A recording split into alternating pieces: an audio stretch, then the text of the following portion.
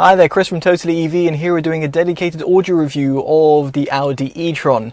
Now the model on review is the Vossprung version, or even the RS variant, because it has the Bang Olufsen system built in. It doesn't have the stock 10-speaker audio system. So in this review, we're going to be seeing if the audio upgrade is actually worth the money. Now, if you want more details about the audio configuration and where the drivers are positioned and everything like that, do check out our written review. It'll be down in the description below. It'll go into a little bit more detail. And it goes without saying, if you're not subscribed, definitely do consider subscribing and hitting that bell notification. So indeed, just to talk about the configuration, as a standard setup, you get a 10-speaker audio layout where you've got speakers at the front and at the rear, but you've got no subwoofer. If you do want a subwoofer and you want to go from 150 watts to a staggering 710 watts, you'll have to go for the Bang & Olufsen system, which is comprised in one of the option packs, or indeed included as standard in the more premium level trims of the Audi e-tron GT, such as the Vossprung or the RS variants.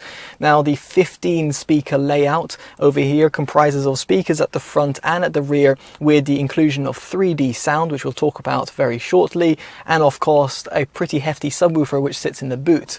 Now it's worth bearing in mind that with your subwoofer at the boot, it does take the overall capacity that you have from around 405 litres down to around 350 litres. Now if you want to tinker around with the audio drivers, you can do so via the infotainment system. And as I mentioned, via the Bang & Olufsen system, you do have a variety of controls, but it is quite a shame not to see a dedicated mid-range and high-end frequency adjustments like you'd find on even cheaper vehicles.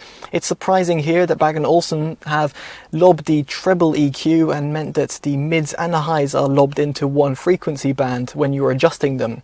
Nevertheless, I've adjusted one notch on the treble EQ, taken one notch off the bass EQ, added one notch to the subwoofer EQ. I've left the balance and fader at center and the focus at all. And in terms of the surround level, I've severely reduced it, basically taking it 3 notches up from the minimum level, and left 3D sound as off.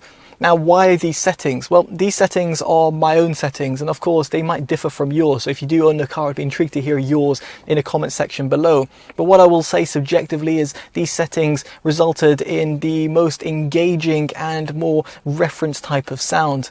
Of course, you can go completely crazy and add the 3D sound to high and ramp up the surround speakers, but then you'll kind of get a fishbowl effect, which isn't really, well, favorable, at least not to my ears. Now, it is worth mentioning that if you want to connect up to the infotainment system, you can do so over Bluetooth, where the AAC and SBC codecs are supported. If, however, you want higher quality playback, I would very much suggest plugging your smartphone or device in via USB. Here, both Android Auto and Apple CarPlay are supported, so you're not going to have to worry about that, which just makes it a little bit better than its Porsche Taycan equivalent. Now, before proceeding, I should also mention cabin noise, because of course that might hinder your overall audio experience. Now, the model on review is a pre-production model in the UK, and as a result I did actually notice there was a little bit of rattle that was coming from the air vents and the rear door bins. I'm not really sure if that is the case with regular production models. One would potentially hope that that isn't the case. Now also, there's no acoustic glazing in the model on review, and despite that fact, the car is extremely well insulated. I measured via sound meter around 35 decibels at a complete standstill and in a relatively quiet area. When I was driving around at 20 to 30 miles an hour, this then ramped up to around 55 decibels. Driving at around 40 to 50 miles an hour, this went up to around 65 decibels. And when I drove on the motorway around 70, it was around 65 to 70 decibels. And it does ramp up in terms of tire noise when you are on a little bit of a harder surfaces. But I just thought to share that because that might be of relevance and importance for some individuals out there. So now we're going to get onto a sound demo. I'm going to place the camera and microphone in 4 separate locations throughout the cabin, and also be playing around with that 3D sound setting. So do check it out on the annotations below, so it gives you an indication as to how the audio is being played back. The song we'll be using is from Priya J, and her song name is called Falling. You can hear it for yourself, or indeed purchase it if you so wish, in the description below. High, then learn how to fly. It's the only way I know how to play this game to success. I'm not quite sussed it yet. When I reach the brink, don't stop to think. I always sing, and now next thing you know, I'm crawling, crawling. I am crawling my way back to falling from so high, falling from so high. The thing is, my imagination is constantly racing. 1,000 miles ahead, I'm living in my own mind, but it's floating, I'm always hoping.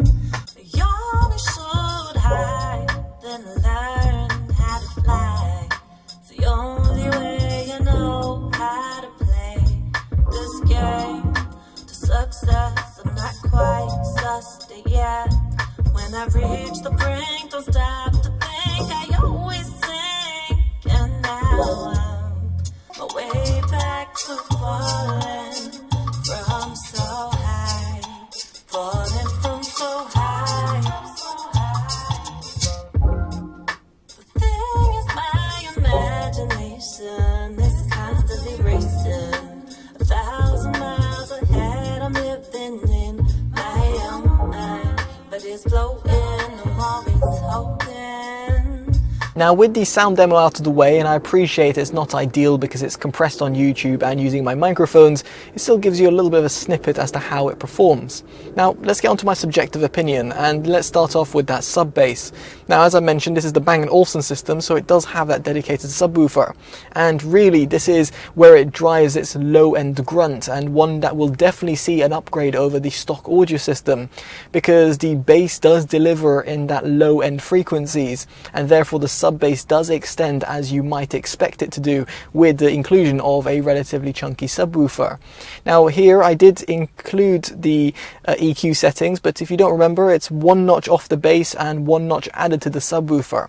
Here I found it gave a bit of a lower end extension without it sounding too boomy within the cabin, because of course the bass setting does adjust the mid bass frequencies, which you would find via the woofer drivers that are positioned within the doors. Now here the mid bass is tight and punchy and pretty hearty. You're going to be left excited, and when you're listening to your music, you're not going to feel that you need more bass, at least not in my opinion. I felt it was a good blend between quantity and quality, and here Bang Olufsen / Audi should really be commended in terms of the mid bass and sub bass extension. However, the same couldn't be said about its mid-range frequencies, where here the sound just feels a little bit recessed and pushed back. Now, given the fact that Bang Olufsen have only included a treble EQ, and that therefore adjusts not only the mid-range and the highs, it means that you really can't be too overzealous in terms of adjusting that treble EQ, because the highs become a bit too zingy at the top end and will create a lot of ear fatigue. It's really disappointing, and same that I said about the Porsche Taycan Turbo, which I reviewed with the Burmester sound system, that, well, you couldn't adjust the mid and high frequencies independently. So alas, the overall mid-range sound quality is just not that good, and really can't even compete with the likes of the Polestar 2 or the Tesla Model 3, let alone some of its other competitors such as the Tesla Model S. So it's just a shame that Bang & Olufsen have kind of let themselves down in this department. On the plus side, the highs do extend really well at the top end, both at the front and at the rear of the cabin. Be it if you're in the Bang & Olufsen system like we are right now, or in the stock audio system, you do get dedicated tweeters, which is just really nice to see, both at the front and at the back. And as long as you don't EQ it too much through the infotainment system, it's not going to cause you any sort of ear fatigue either. So in this respect, Bang & Olufsen should definitely be commended for what they've done in the high-end frequencies. Now, very much on that positive wave, I should also mention the overall instrument separation, which is absolutely spectacular. While here we've got the Bang & Olufsen system, therefore we've got 15 audio drivers, including the subwoofer, some wideband speakers within the A-pillars, and therefore adds to the overall spaciousness and kind of surround sound feel. I will say that the Bang & Olufsen system does a great job at separating the overall frequencies and also giving you the different instruments from left and right. In fact, the rear speakers on the parcel shelves are even dedicated to give you that kind of imaging. Now, I will say that the width and depth is actually done to perfection for a car of this size of a cabin. But nevertheless, the 3D audio sound that you get and you can play around via the infotainment system is a little bit of a gimmick in my opinion. It's almost like enabling a 7.1 or 5.1 surround sound system on your headset, which is traditionally a stereo device, and it just makes it sound like a fishbowl effect. That's kind of the experience I had with the Burmester sound system on the Porsche Taycan, so maybe I shouldn't be overly surprised to see the same sort of behavior in the Bang & Olufsen system in the Audi e-tron. Now ultimately, would I recommend the audio upgrade over the stock audio system? Well, I think for the sake of the subwoofer alone, the £3,000 odd option might be worth considering. Although you do get other things within that £3,000 option, so it's not just the audio system, unlike the Burmester audio system, which was around £6,000 or something like that.